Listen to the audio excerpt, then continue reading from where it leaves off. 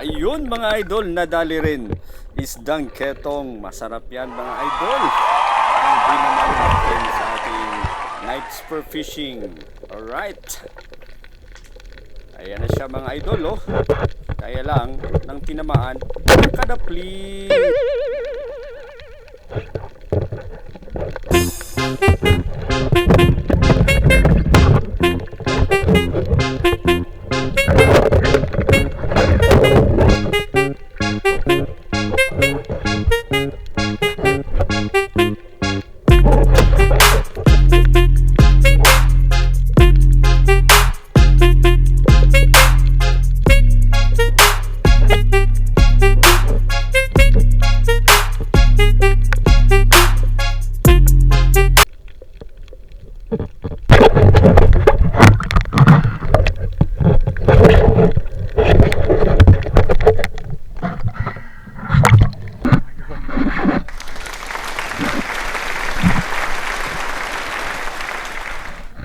Yun, nadali rin natin mga idol, isdang ketong.